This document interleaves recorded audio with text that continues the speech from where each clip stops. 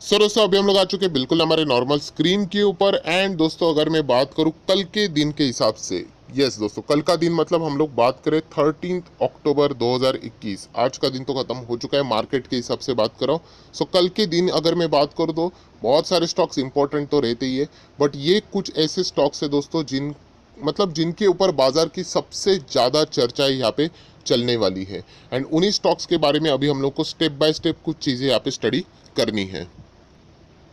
दोस्तों सबसे पहला अगर कोई स्टॉक यहाँ पे रहेगा जो सबसे ज़्यादा फोकस में एंड रेडार के ऊपर रहने वाला है, तो दोस्तों वो है इन्फोसिस। यस, इन्फोसिस की बात करें तो कल Q2 के नंबर ये कंपनी यहाँ पे पेश करने वाली है।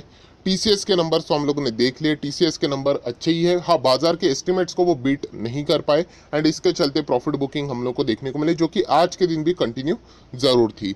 ऑब्वियसली इन्फोसिस की ओर भी बहुत ज़्यादा प्रेशर रहने वाला है। प्रेशर मतलब ये बड़े बड़े कंपनीज है।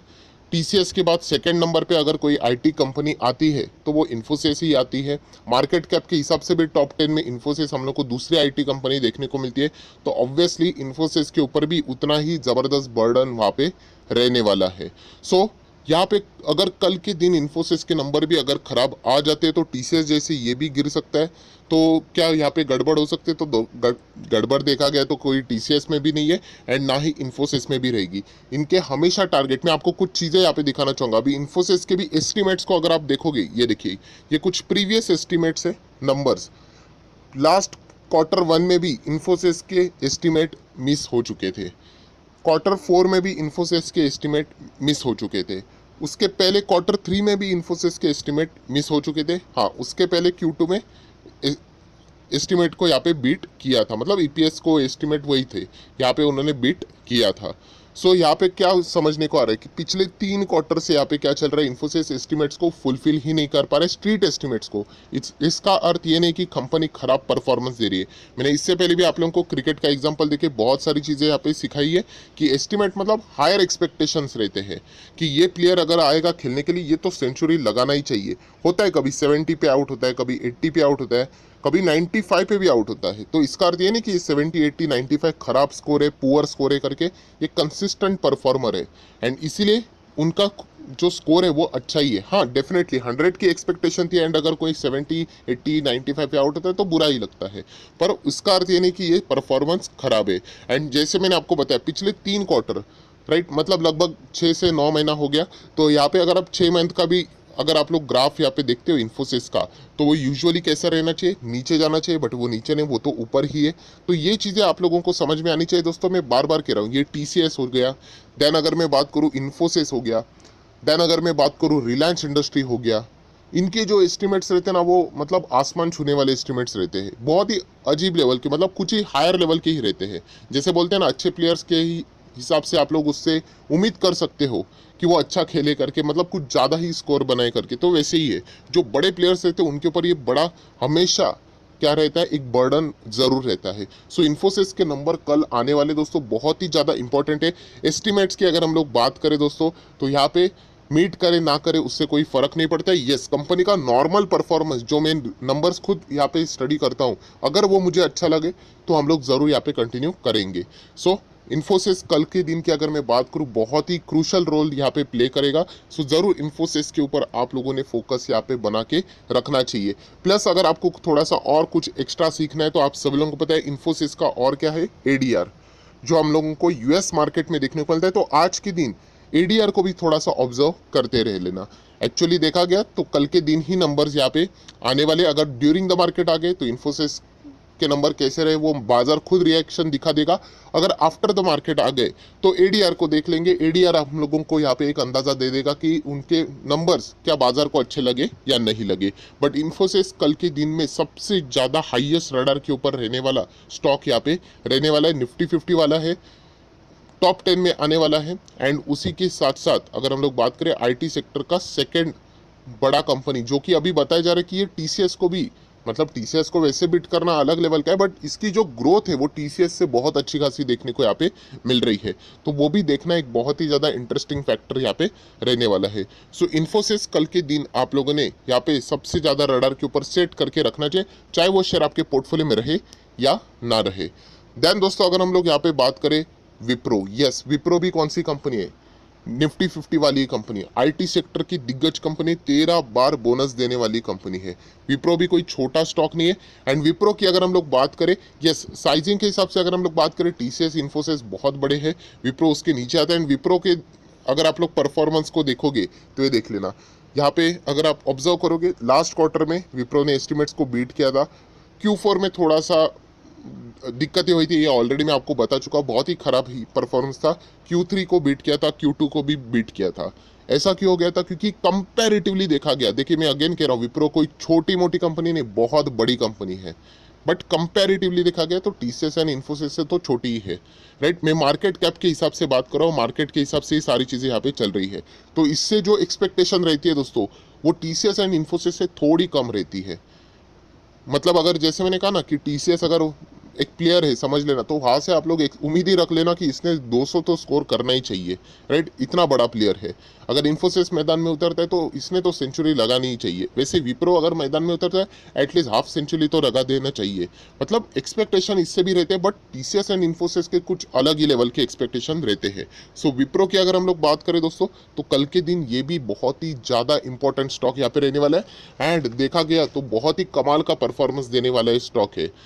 यूजुअली ये लोअर बीटा काउंटर रहता था, बट इस वक्त की अगर हम लोग बात करें, इस चीज़ को बोलना अभी गलत लगता है, क्योंकि 75% की रिटर्न एक साल ने विप्रो ने यहाँ पे दे दिए। ये मैं बार बार जिक्र करता हूँ, विप्रो एंड उसका जो दोस्त है आईटीसी, ये दोनों एक ही तरीके से चलते थे, 200 के आसपास यहाँ पे चलते थे तरीके से। मतलब विप्रो के रिटर्न्स बहुत ही शानदार थे, कंसिस्टेंटली चलता था, बट आईटीसी वही का वही रह गया। एंड विप्रो आज देख सकते हो आप लोग 3 गुना बढ़ते हुए देखने को यहाँ पे मिल चुका है। ये कोई कंपैरिजन का कोई सेंस नहीं बनता है, सिर्फ आपको एक थोड़ा सा ऐसे मतलब लिंक करने के लिए यहाँ पे, मतलब चीज़ों को समझने के लिए ये चीज़ें यहाँ पे बता दी, क्योंकि दोनों स्लो चलते थे, लोअर बीटा काउंटर हम लोग को देखने को मिलते थे।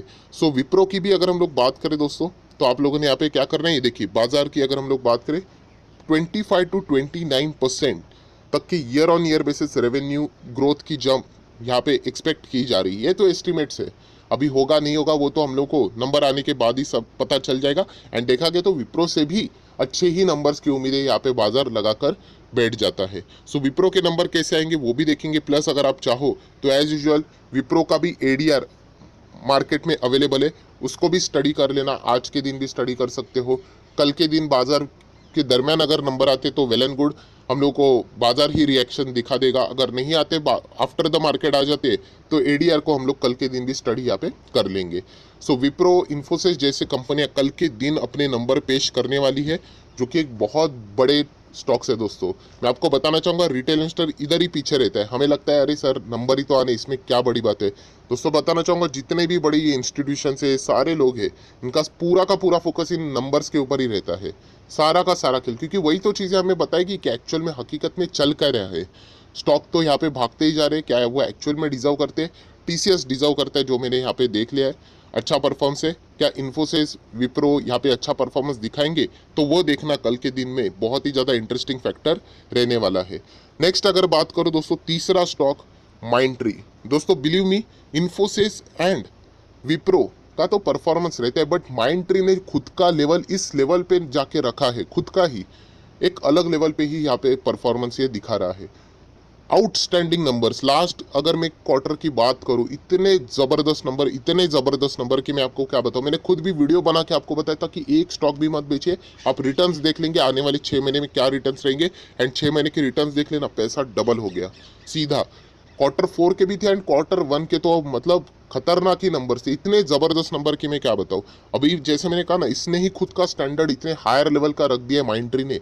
तो अभी इसके पास मतलब हम कह सकते हैं ना, एक प्लेयर रहता है जिसके मतलब जो कंसिस्टेंटली बहुत ही अच्छा परफॉर्मेंस देते चला जा रहा है, जो पहले हाईलाइट नहीं हुआ करता था, अभी ये भी हाईलाइट हो चुका है। माइंडट्री आउटस्टैंडिंग नंबर्स दिखाए थे दोस्तों, एंड अभी इसके ऊपर भी बर्डन रहने वाला है। इसके ऊपर भी एक्सपेक्टेशन की अगर हम लोग बात करें बहुत ज़्यादा रहेंगी। अगर मैं फाइनेंशियल्स की बात करूँ, जस्ट यहाँ पे चेक कर लेना, प्रीवियस अगर हम लोग बात करें एस्टिमेट्स को बीट देखिए ये एस्टिमेट्स को क्यों बीट करते हैं, क्योंकि इनसे जो एक्सपेक्टेशन रहते हैं ना, एक नॉर्मल टाइप के रहते हैं। टीसीएस इन्फोसिस जैसे मैंने बताया ना, रिलायंस बहुत ही हायर लेवल के रहते हैं। तो यहाँ पे कैसे आप लोगों को नॉर्मल परफॉर्मेंस देखने को मिलेगा। बट यहाँ पे मैं बताना चाहूंगा, ये मैं एस्टिमेट्स को पकड़ कर बात नहीं कर रहा हूँ कि इन्होंने बीट किया था, मैं खुद नंबर्स जो पढ़ता हूँ वो बता के मैं आपको बात कर रहा था आउटस्टैंडिंग नंबर से। मैं इसके ऊपर ज़्यादा बिलीव नहीं करता, क्योंकि हर एक एस्टिमेट्स हर कोई अपने अपने हिसाब से चीज़ों को यहाँ पे ड्रॉ करता है। हम लोगों को देखना है क्या कंपनी में ग्रोथ है, कंपनी अच्छा परफॉर्मेंस कर रही है, डिमांड है, दैट्स इट, अच्छी बात है। ऐसा कभी नहीं होगा कि हर वक्त प्लेयर मैदान में उतरे और वो हाफ सेंचुरी लगाए, 50 लगाए, 100 मारे, 200 मारे, ऐसा कभी नहीं होगा। वो कभी जीरो पे भी आउट होगा, कभी 20 रन बनाएगा, 30 रन। हमें एवरेज देखना है, एवरेज परफॉर्मेंस कैसा है। तो एवरेज परफॉर्मेंस अच्छा है तो चल जाएगा। सो यही बात करना चाहूंगा कि माइंड ट्री ने खुद का एक लेवल है, स्टैंडर्ड है, वो कुछ हाई लेवल पे यहाँ पे लेके रखा हुआ है। सो माइंड ट्री के ऊपर भी बहुत ही ज्यादा फोकस यहाँ पे रहने वाले। लार्सन एंड टुब्रो के अंदर अभी माइंड ट्री आ जाता है, आप सभी लोगों को यहाँ पे पता है। लास्ट टाइम के भी नंबर्स मैं आपको जरूर दिखाऊंगा। एंड कंपनी दोस्तों ऐसी वैसी कंपनी नहीं, कंपनी के रिजर्व्स देख लेना, 3,000 4,000 करोड़ के रिजर्व्स है। Then long term borrowing zero, short term borrowing zero, मतलब प्योर डेट फ्री कंपनी है। तो बैलेंस शीट से भी बहुत ही ज्यादा तगड़ी कंपनी है। एंड कैश की अगर मैं बात करूं तो आप देख सकते हैं लगभग 700 करोड़, 750 करोड़ का कैश है, पहले जो 250-500 हुआ करता था। सो माइंड ट्री भी कोई छोटी मोटी कंपनी नहीं। एंड जैसे मैंने आपको बताया, ये देखिए इसके सेल्स देख लेना, 19, 20, 21, 22 लगातार बढ़ रहे थे दोस्तों। एक बड़ा प्लेयर रहता है उसमें इस तरीके का कंसिस्टेंसी नजर आता है, जो कि माइंड ट्री ने पिछले कई क्वार्टर से ये जो कंसिस्टेंसी मेंटेन रखी हुई है। सो अगर ये कंपनी ऐसा ही स्टैंडर्ड मेंटेन करती चली जाएगी तो बाजार भी इसके प्रति बहुत ही हायर एक्सपेक्टेशन रखना शुरू आगे कर देगा। सो माइंड ट्री के ऊपर भी आप लोगों का फोकस रहना चाहिए, इवन दो वो स्टॉक आपके पोर्टफोलियो में रहे या ना रहे। माइंड ट्री भी जरूर मैं कहना चाहूंगा दोस्तों, आप लोगों ने यहाँ पे इसको भी स्टडी यहाँ पे करना है। इसके ऊपर भी हम लोग कह सकते हैं बहुत ज्यादा प्रेशर अभी यहाँ पे रहने वाला है, क्योंकि पिछले 4 क्वार्टर लगातार कंपनी यहाँ पे एक्सपेक्टेशन को बीट करते ही चली जा रही है। सो दोस्तों कल के दिन की बात करें तो ये 3 स्टॉक, माइंड ट्री, उसी के साथ साथ विप्रो एंड उसी के साथ साथ इन्फोसिस, ये 3 स्टॉक्स बहुत ही ज्यादा क्रूशल रोल प्ले करेंगे। जैसे मैंने कहा है कि फंडामेंटल एनालिस्ट के लिए ये जो कंपनी के नंबर्स रहते हैं, रिजल्ट रहते हैं, यही सब कुछ रहता है। इधर से ही बहुत सारी चीजें हमें पता चलती है। जैसे कि आप सब लोगों को पता है, यस बैंक जैसा स्टॉक, DHFL, ये हम लोगों को उनको क्रैश क्यों होते हुए देखने को मिले। यस बैंक पहले गिरा था, देन वापस रिकवरी किया था लगभग 200-250 के आसपास से। वहां पे भी मैंने आपको बताया था कि इसमें एंटर तो नहीं करने, रिजल्ट आने दो। एंड रिजल्ट जब आ गया तो सब कुछ पोल ही खुल गई कि कंपनीज ने प्रोविजनिंग ही हाइड करके रखी थी पिछले मैनेजमेंट के अंडर। एंड बाद में पता चला लगभग 1.5 लाख करोड़ का प्रोविजनिंग बाकी था, वो उन्होंने दिखाया ही नहीं, मतलब लोन देके रखा है, पैसा आया ही नहीं।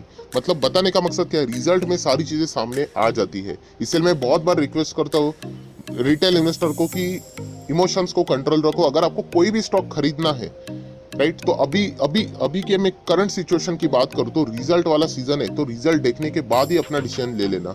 जोश में आके कोई भी, मतलब वो स्टॉक भाग रहा है तो भागने दीजिए, पुरानी होल्डिंग है उसको कंटिन्यू करना। अगर एड ऑन करना है, कोई भी रीजन होता है वो आप लोगों को मिलना चाहिए। तो रिजल्ट अगर अच्छे हैं तो एक रीजन मिल गया कि चलो अच्छा रिजल्ट है। मार्केट कोई भी रिएक्शन दे दे, अगर आपको वो रिजल्ट अच्छा लगता है तो वहां पे आप लोग थोड़ा बहुत क्वांटिटी ऐड कर सकते हो। बट ब्लाइंडली जाके किसी भी स्टॉक को ऐसे रैंडमली नहीं खरीदना चाहिए। कुछ ना कुछ ये चीजें देखने के बाद ही डिसीजन आप लोगों ने लेना चाहिए। एंड रिजल्ट का सिलसिला शुरू हो चुका है, ज्यादा टाइम नहीं लगेगा, 1 महीने 2-1.5 महीने के अंदर अंदर सारी चीजें क्लियर भी अभी यहाँ पे हो जाएगी। वो कोविड का पीरियड था, इसीलिए 3-3, 4-4 महीने तक रिजल्ट स्ट्रेच आउट हो चुके थे। सो इतना ही कहना चाहूंगा, कल के दिन ये 3 स्टॉक बहुत ही कीमती रहने वाले हैं, इनको बहुत ही अच्छी तरीके से स्टडी कर लेना।